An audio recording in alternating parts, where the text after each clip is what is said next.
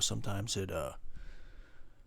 it amazes me the situation that we find ourselves in, as humans on Earth. It's like, damn. I mean, you have two main ways of thinking about it. It's like either there is this system of balances that grew over time that we are a symptom of, which would explain why everything seems to fit us so perfectly. You know, which is why everything just seems tailor made for us in a way, so much so we can even say that Earth is here for us and we're here for it. Or it was done intentionally and it was indeed made for us, and that's why we're here to explore it and figure it out. But in both of those scenarios, you could say a large part of why we're here is to explore it and figure it out. Either one of those is a highly incredible scenario. you know, I mean, people have put humans down, you know, and said some pretty unimpressive things. But I always say, speak for yourself, man. Like I can't see it that way. You know, I mean, there have been terrible people who have done terrible things, and a lot of ugliness, and a lot of just awful.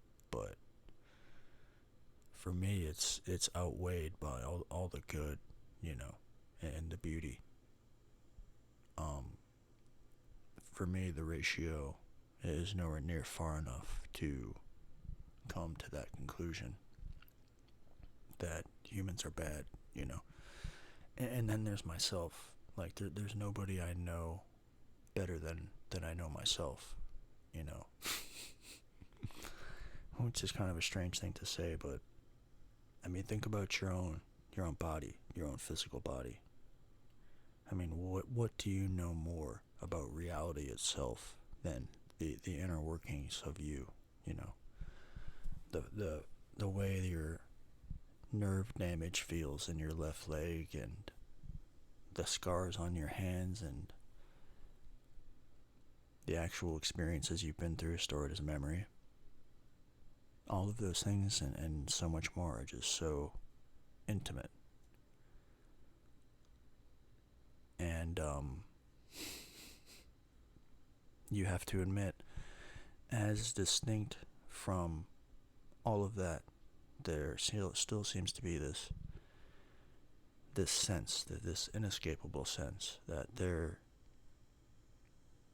is this objective observer that is ever present, that all of this forms around. You know, something highly personal yet not personal and quite universal on the other. And in the situation that I described earlier about the two ways in which we could find ourselves here, one of those two circumstances can include the other.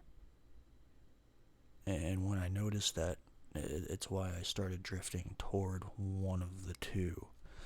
And the circumstance where this universe and people and everything here was made, in that circumstance, you can include as part of the architecture a planet and a universe that has growth and evolution and self-propagation and self-intelligence, self-reflection within it as a feature.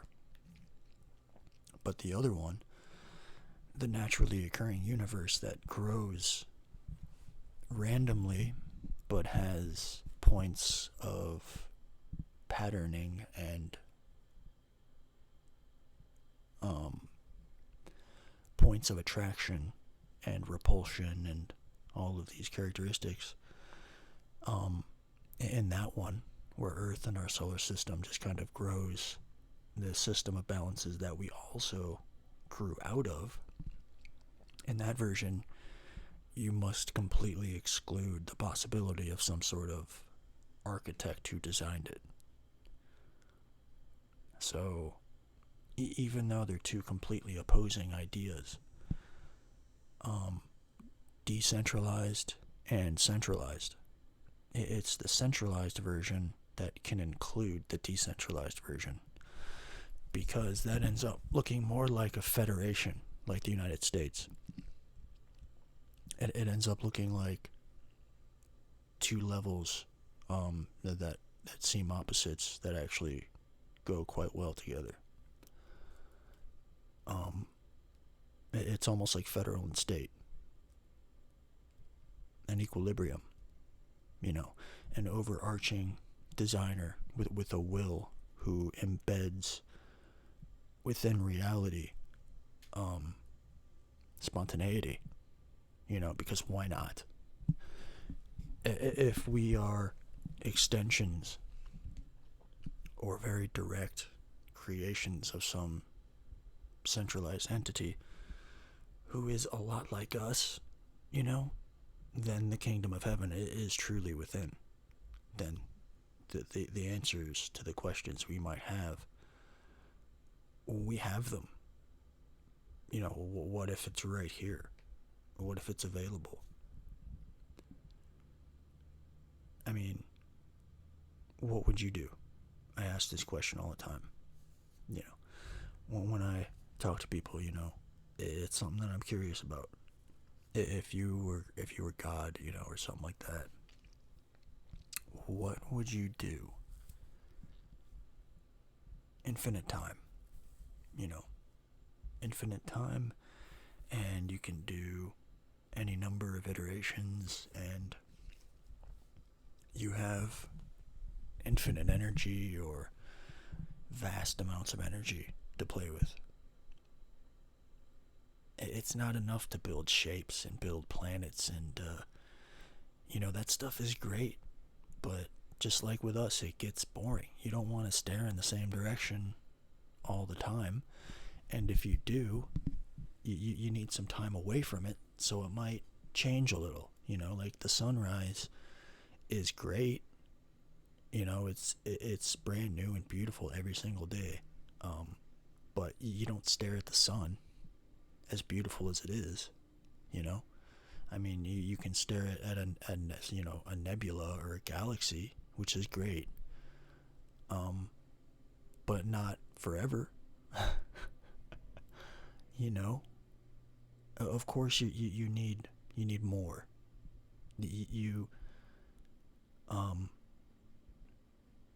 Okay, think about us.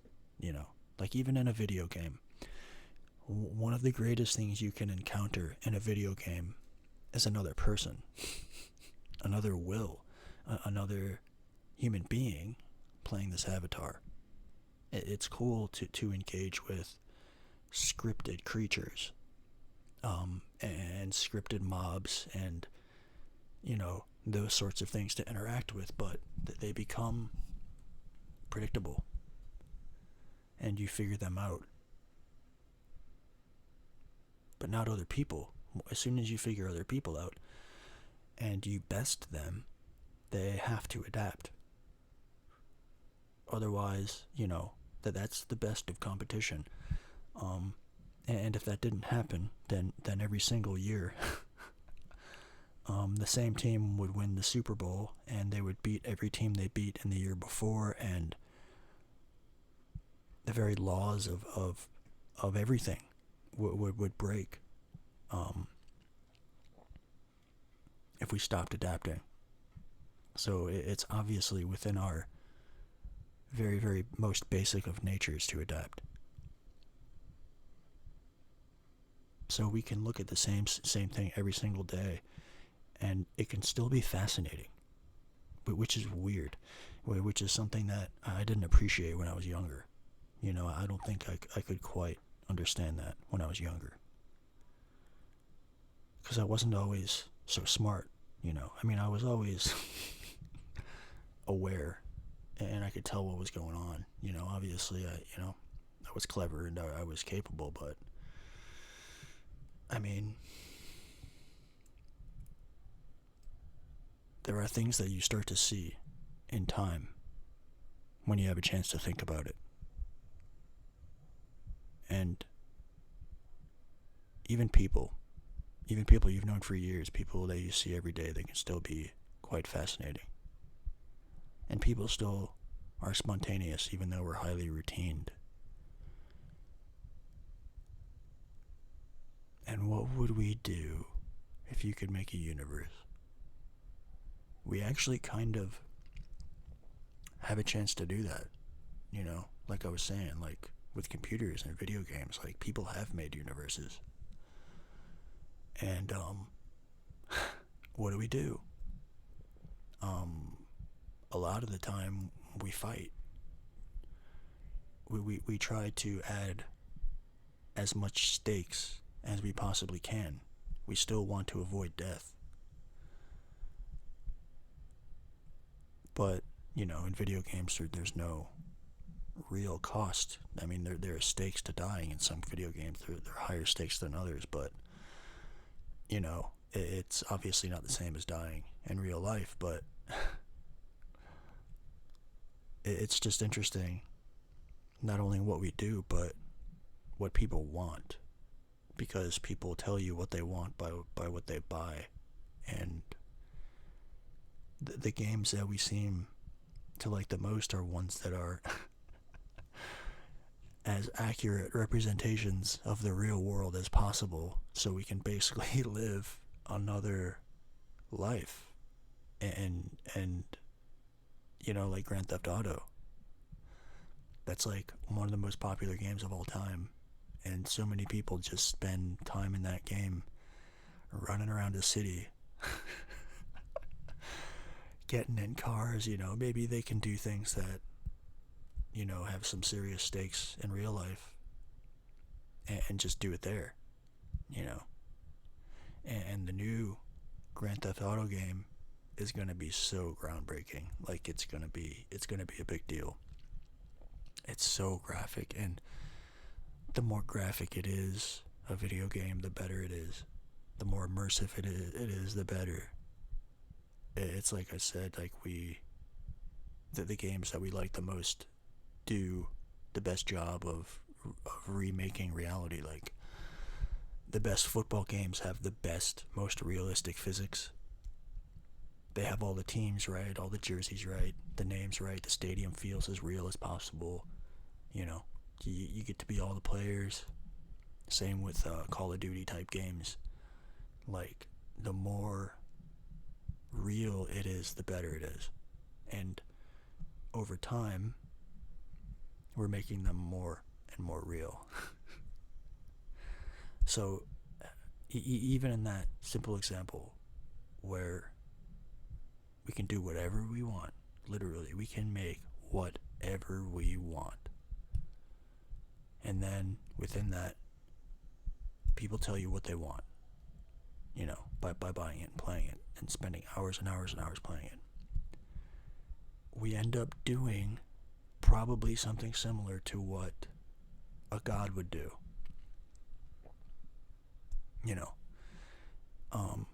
over and over and over and again, refining and refining and refining until you create this situation that is sufficient and as close to real as possible, while not fully being the place that is up to the exact standards of the place of the creator. You know, like in video games, it's obviously not like real life. It's obvious to say that, but you know what I mean when I say that.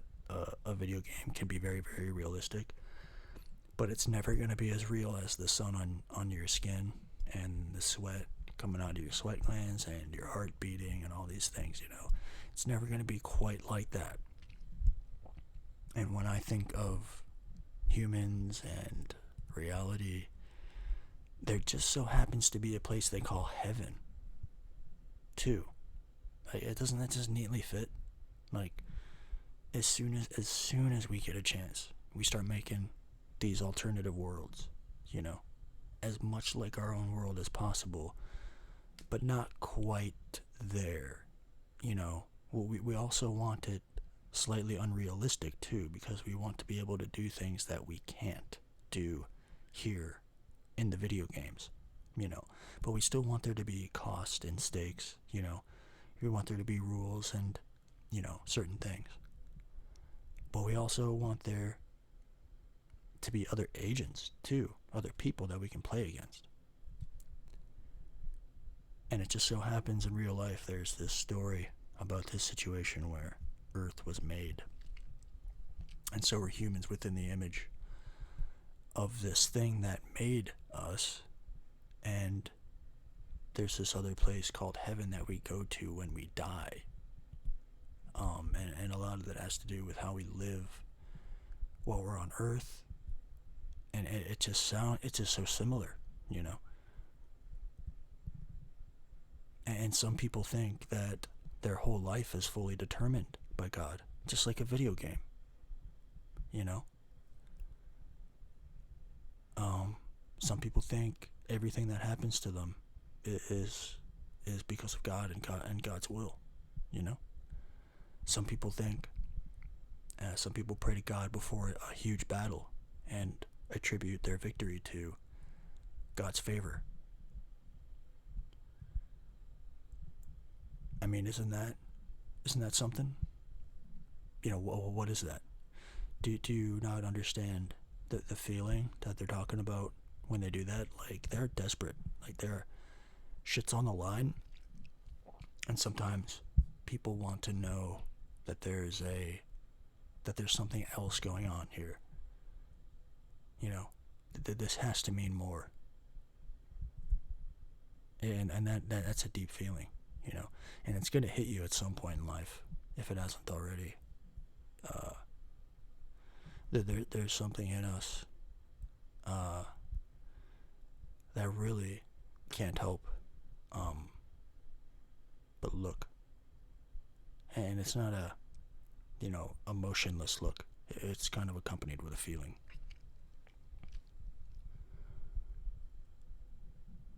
And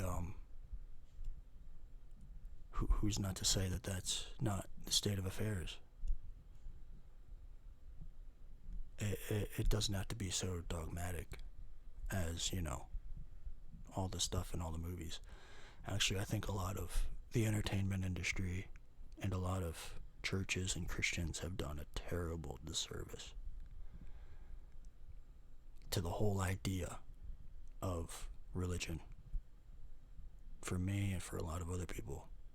Like, the pedophilic people in churches, like, what the fuck are you doing? Like, that is some fucked up shit, man. Like, that's so off-putting. That and many other things. That and the fact that so many preachers are just fucking boring. And they say the same old shit over and over and over, and they just have no soul and no spirit. And it just does a huge disservice to what could be said and done, you know.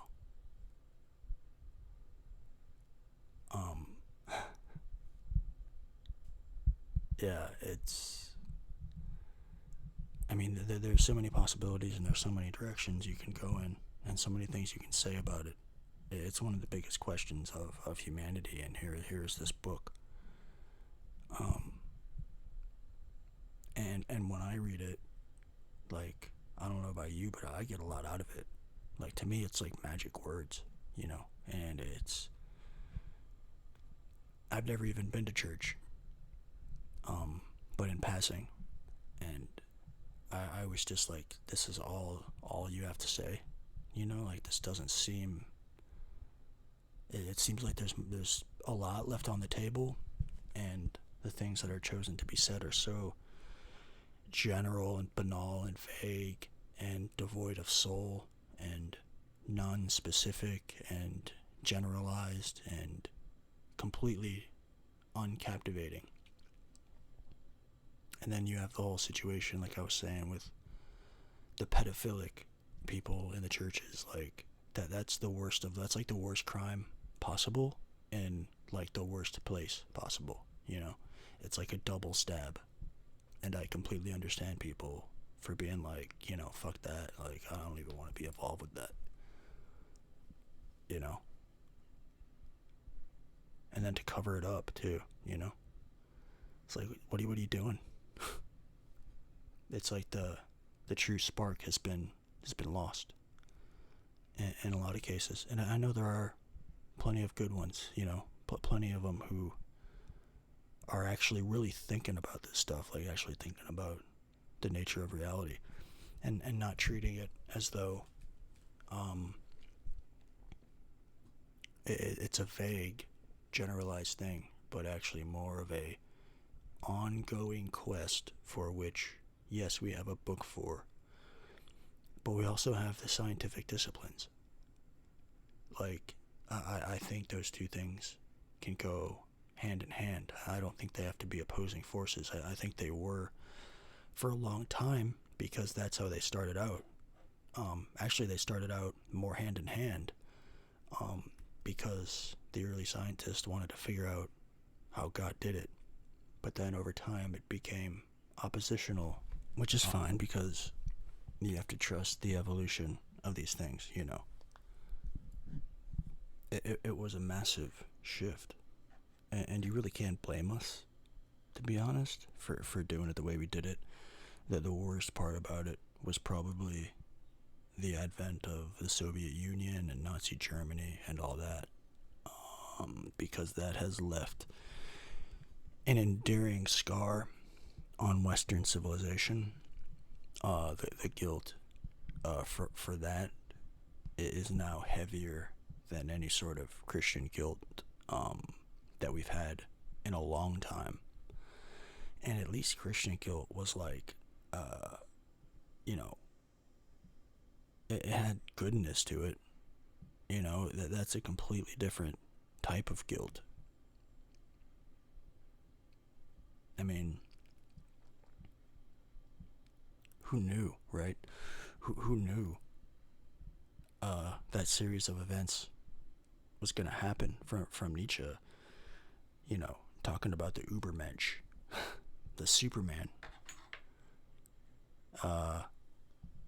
and his ideas about that, about human beings being able to rebuild ourselves from the ground up and make this sort of, perfect, really, really awesome and good, moral, just human. From that to the eugenics movement in the early 1900s to Nazi Germany to Jim Crow, like all those things are linked. And all those things are massive scars. And it came from this idea that humans can be remade like that. This sort of blank slateism that is only partially true about the blank slate thing. Yes, you are born like that, appearing as a blank slate, but no, you have an entire set of all kinds of things that we come with too. It's always both. We always get into a mess when we assume it has to be one or the other, when it's both. And that's when we're talking more about ideas, because it's ideas that get us into trouble. When it comes to ideas and thinking about things in an abstract way, it has to be the comprehension that Just because things oppose each other doesn't mean it has to be one or the other. Actually, they're at their best when they're fluctuating. Yes, you can take a side, but you can't be fully convinced that it's going to be gone forever because you took a side and you're going to win and you're going to defeat it. It's never going to happen. It's not possible. And that's one of the greatest tricks when people talk about illusions, and social constructs and all this kind of stuff. There's nothing more like that than buying into a side with full conviction. Like, I don't know who is responsible for selling people on one side or the other. I suppose it's a long process. It takes a long time, through a series of events and maybe a persuasive person or two, but I can't, it's not possible for me to do. I'm always on the outside looking at both sides. And within that, I have a preference, and I'll give a hand because within that ebb and flow, it seems like true morality exchanges hands. It's almost like a lot of the time when it comes to abstract things and the situation of two sides, they're both in a struggle for moral correctness.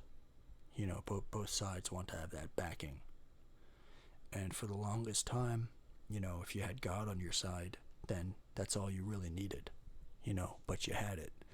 And it gave you this kind of righteous might. And believe it or not, that actually does a lot for fighting men. That actually does a lot for men with swords and shields and armor. It actually changes and helps the way you fight. It actually makes you stronger, as crazy as that sounds. And it has an effect across the board. But the incoming of the scientific movement and its discoveries, it's like I said, it can be a slow creep for some very persuasive people. In comes the delegitimizing of an entire philosophy, an entire source of moral correctness. And as that started to get slowly pulled away and siphoned away over time, people were free to theorize and plug that vacuum. And I could get how people thought they were making history, thought they were evolving. Totally get that. But I think we thought that our religious tendencies were something that could be abolished. I think we thought that between the religious side and the scientific side, one could extinguish the other, which is not the case. It'll never be the case. And it's a false quest. And even if we did get rid of one, another would come. It really is a failure to understand human beings in the universe, reality. That's why it's important to know more than just your speciality. It's better, in my opinion, to be a great generalist who knows a whole lot about a few things, who is quite well versed in a few things, but knows almost everything about a lot of things, because it really does help you quite a bit. And this is why I am so happy about this continuous growth of information and this information age that we live in, because like I always say, you can learn quite a bit about just about anything you want. And if you can know a little about a lot and a lot about a little, then you can sort of use those two things together to find the truth.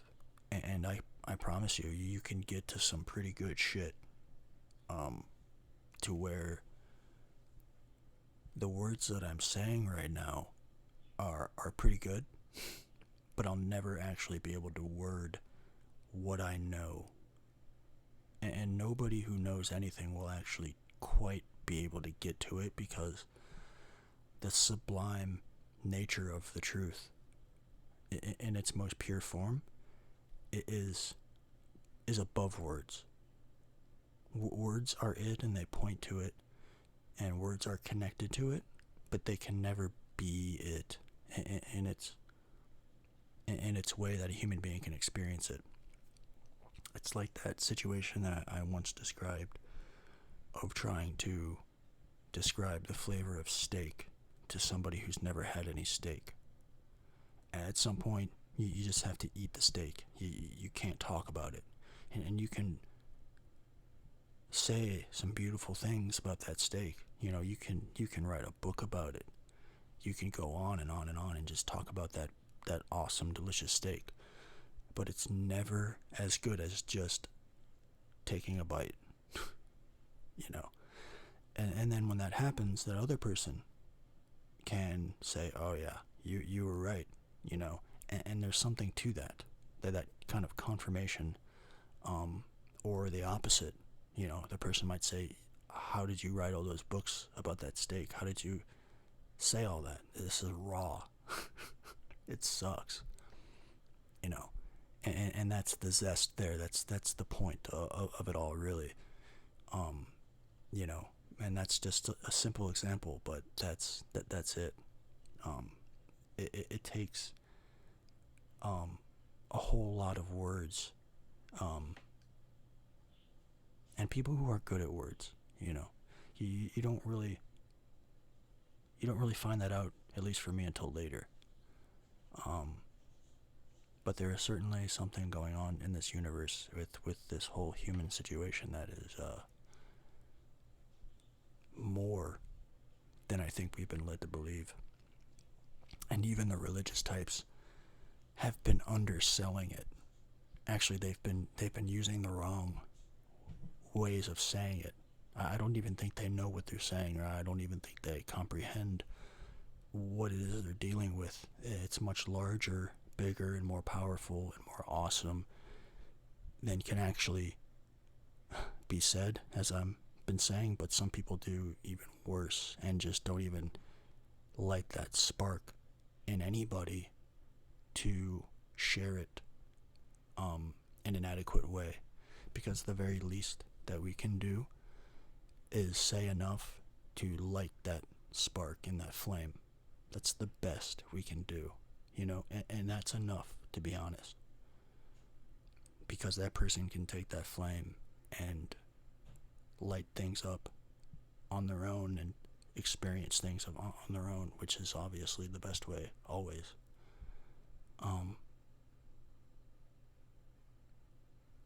But yeah,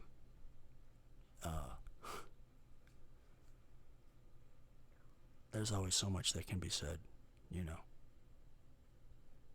and there just won't be enough time to say it all, to be honest, even if I have a full life.